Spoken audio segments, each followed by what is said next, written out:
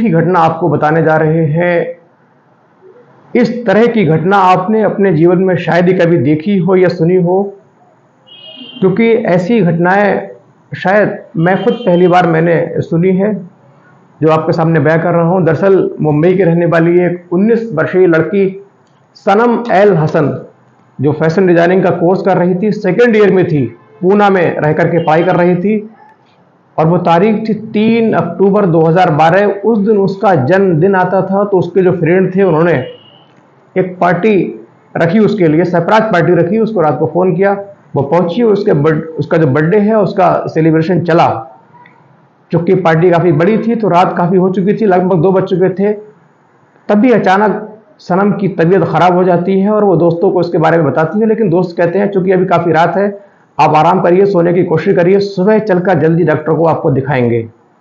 लेकिन सुबह होते होते सनम की तबीयत बहुत ज़्यादा ख़राब हो जाती है, सीरियस हो जाती है और वो बेहोश हो जाती है। तभी अचानक उसके दोस्त उसको लेकर के आनंद फानंद में शहर के पूना के एक हॉस्पिटल पहुंचते हैं, जहां डॉक्टर उसका चेकअप करते हैं, उसकी नब्ज देखते हैं।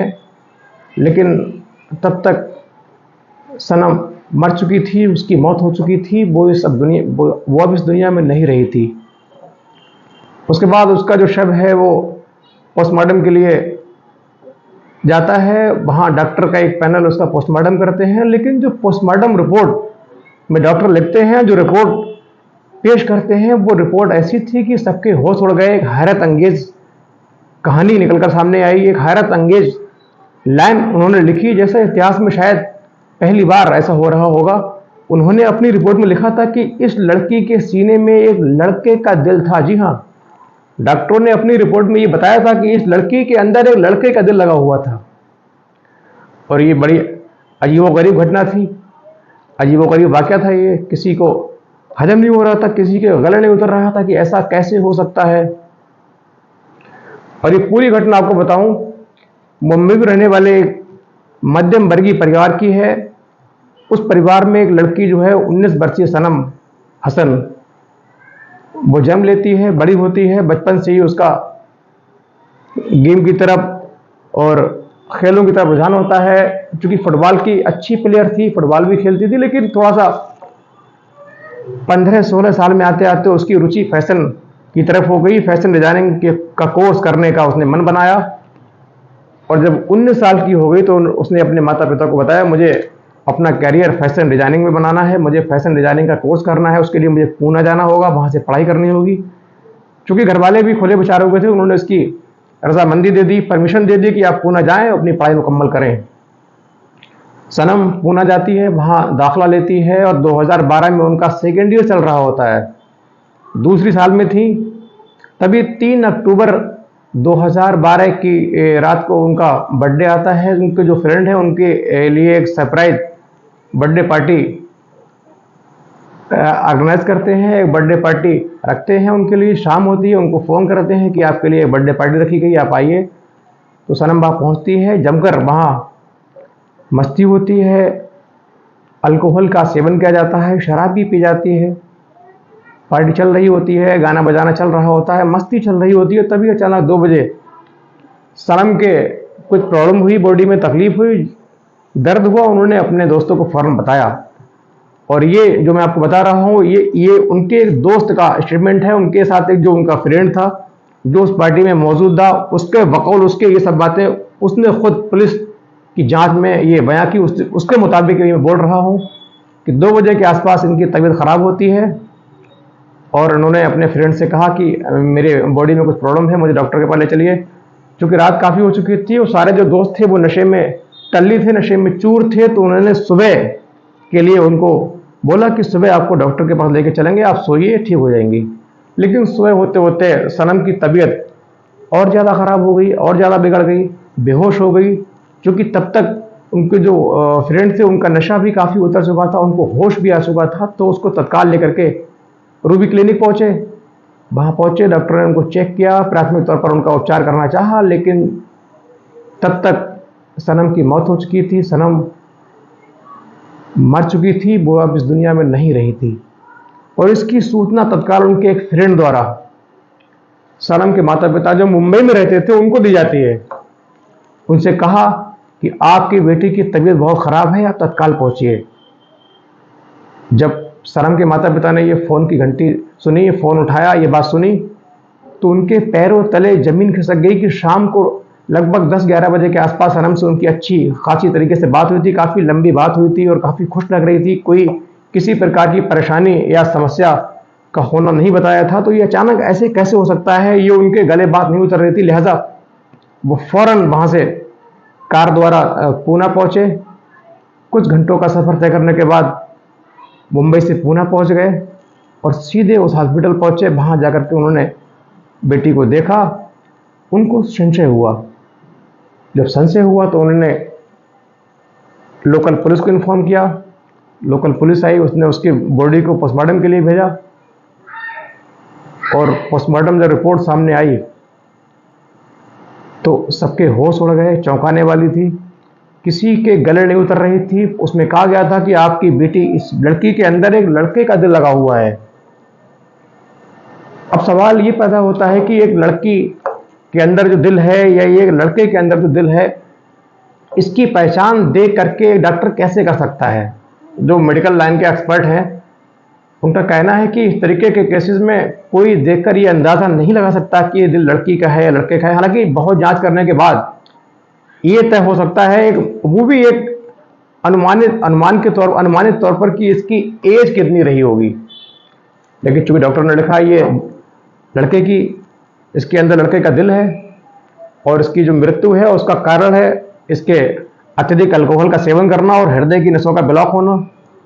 तो उसकी माता ने कहा था, अभी तो 8 दिन पहले मेरी बेटी ने फुटबॉल गेम खेला था, जो आखिरी मैच खेला था 8 तारीख को खेला था, आज मुश्किल से 5वां दिन है।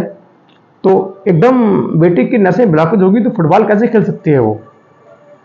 और दूसरी बात यह है कि दिल लड़के का है, ये बात भी गले नहीं उतरी। लिहाजा उनको संशय हुआ, पुलिस को फ़ोन किया। पुलिस ने पूरा मामला अपने हाथ में लिया, जांच शुरू की, लेकिन पुलिस को कोई खास सफलता नहीं मिली। अब जो परिजन थे वो लगातार बेचैन थे कि बेटी को सफलता, बेटी को न्याय दिलाया जाए, बेटी की मौत का कारण पता लगाया जाए। और ये है भी, हर माँ बाप का, हर उस व्यक्ति का हक है जिसके साथ ऐसी घटना घटी हो, उसको हक है ये जानने का कि उसकी जो सदस्य है, उसकी जो फैमिली मेम्बर है, उसके साथ ये हादसा कैसे हुआ। यदि हादसा है तो उसके गुनहगार पकड़े जाएं, जिससे उनके सदस्य को उसको न्याय मिल सके। उसके बाद ये घटना सीआईडी, महाराष्ट्र सीआईडी को दी गई। सीआईडी ने जांच शुरू की, हर पहलू पर जांच की, दोस्तों को पकड़ा, उनसे पता किया, बॉयफ्रेंड के बारे में पता किया, लेकिन कोई ऐसा ठोस क्लू नहीं मिला जिससे लगे कि हाँ लड़की की हत्या हुई है। अब चूंकि मामला काफ़ी गहराता जा रहा था, काफ़ी मामला गहरा गया था, इस बीच लड़की की जो है आखिरी सफ़र भी हो चुका था। उनका जो डेड बॉडी थी उसको मुंबई के कब्रिस्तान में दफन भी कर दिया गया था, लेकिन जांच जारी थी। दूसरे फॉरेंसिक लैब में भी दिल की जांच कराई गई। वहाँ भी ये निकला कि ये दिल जो है लड़की का नहीं है। माता पिता के डीएनए सैंपल से, लड़की के डीएनए सैंपल से दिल के सैंपल ने मैच नहीं किया। बाकी सारे पार्ट थे वो मैच कर गए। हालांकि पोस्टमार्टम में काफ़ी सारे पार्ट निकाले जाते हैं ज़रूरत के मुताबिक, तो जो सारे पार्ट निकाले गए उनसे ये जांच में ये सत्य हो गया, सत्यापित हो गया कि ये सारे पार्ट लड़की के ही हैं, सनम के ही है, लेकिन जो दिल है वो सनम का नहीं है। काफ़ी जांच करने के बाद सीआईडी के हाथ भी खाली रहे। इधर उनके जो माँ बाप थे उनका गुस्सा लगातार बढ़ रहा था, गुस्सा फूट रहा था, आक्रोशित हो रहे थे। लोगों में भी एक तरीके से हैरानी थी, एक जिज्ञासा थी कि ये जो अनोखा केस जो है इसकी ये खुले, जिससे इसके पीछे सच्चाई है उसका पता लग सके, इसके बारे में सही से जान सके। लोग बेचैन थे, लिहाजा उसके लिए न्याय की मांग तेज हुई। लोगों ने हंगामा किया, अभियान चलाए गए, ग्रुप चलाए गए, उसमें बाकायदा लड़की के लिए, न्याय के लिए, इंसाफ के लिए मांग की गई।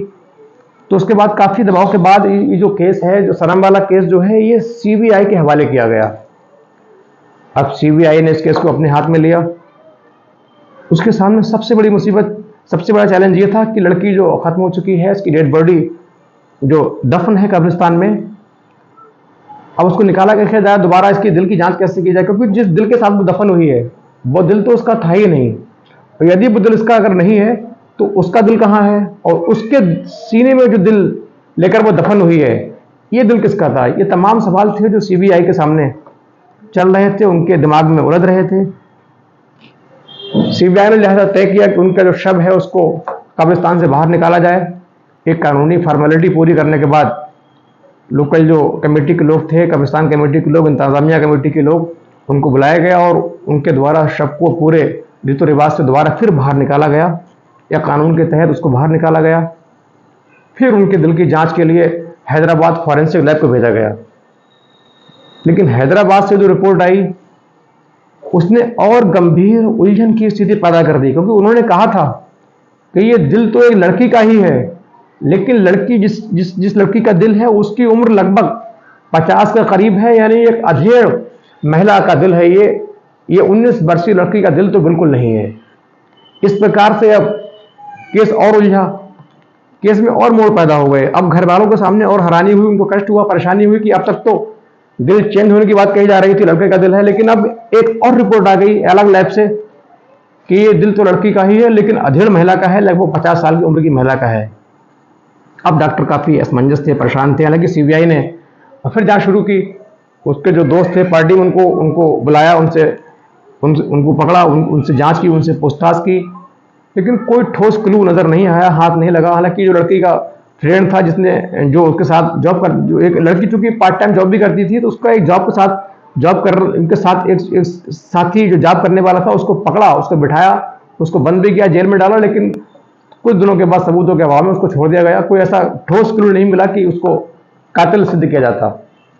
अब चूंकि लड़के के घर वाले परेशान थे, मजबूर थे, असहाय थे, लगातार मांग कर रहे थे, थोड़ा सा दबाव बन रहा था पुलिस के ऊपर, तो सीबीआई ने फिर सीधे पोस्टमार्टम जो हाउस है, जो डॉक्टर्स हैं, उनका रुख किया, उनसे जानकारी ली।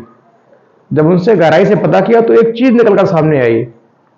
डॉक्टर ने कहा, आप जिस दिन सनम का पोस्टमार्टम हुआ था, उस दिन सनम के अलावा 4 डेड बॉडी यहाँ और थी, और उन डेड बॉडी में 3 डेड बॉडीज महिलाओं की थी, एक मेल यानी जेंट्स की थी, एक पुरुष की थी, 3 महिलाओं की थी, 4 वो थी, और 5वीं थी सनम की डेड बॉडी, सनम का शव। इस तरीके से 5 डेड बॉडीज थी। अब सवाल ये पैदा होता है, कहीं अमूमन होता है कि जरूरत के मुताबिक मुर्दे का सीना खोला जाता है, जांच के लिए दिल निकाला जाता है। हो सकता है उस जो मेल शव उसमें रखा हुआ था उसका दिल भी निकाला गया हो जांच के लिए, और डॉक्टरों की लापरवाही से हो सकता है दिल इधर से उधर हो गए हो, चेंज हो गए हो, ये भी हो सकता है।